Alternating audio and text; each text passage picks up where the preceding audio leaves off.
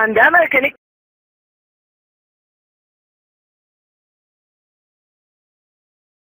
اوه شده واکن یا این در رو بام کنی یا خودم میشکنمش. اینجا آفته. تازه سختی کار از این به بعده. نگران نباش. کی؟ حس شیشم. چی هست؟ واقعا نمیدونی حس شیشم چیه؟ چه خفن. زورگیری؟ نه بابا. پس چرا وایستادی؟ چرا نمیای؟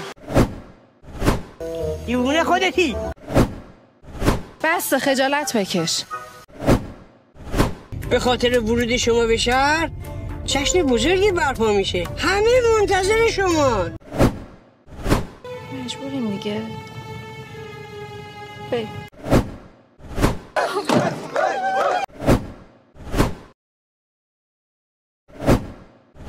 چی شد؟ ممکن نیست.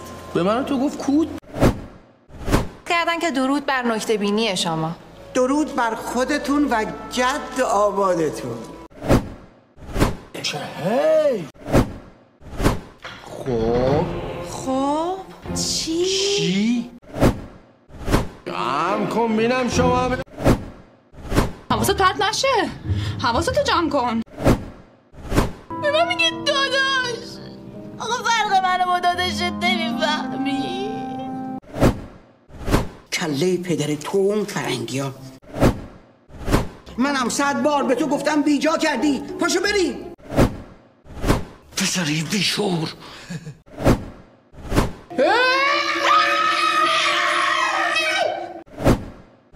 با کی کار داری شما اینجا؟ واقعا الان اینا رو با من بودین؟ اسمتونم شد ماه پیشونی. شرمنده‌تونم. خیلی از لطفتون ممنونیم.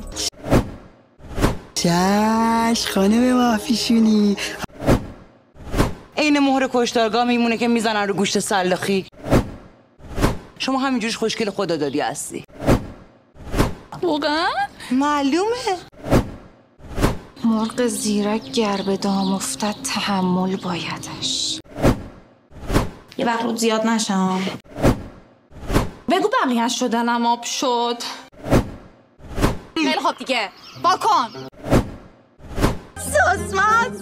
این قانون شهر ماست. خانوم نیستن ولی خوب هستن. کور خوندی؟ نزن این حرفا. اصلا شما کارتون چی هست با من؟ شما میدونی زخم زبون یعنی چی؟ خیلی خوشگل شدی. گنده تر از دهنت حرف نزن. این حرفا به تو مربوط نیست. یه تار موی تو رو به دنیایی نمیدم. اشکال نداره خوشگلم دوباره برات میشورم. آی بازی بازی بازی بچه ها میریم به بازی.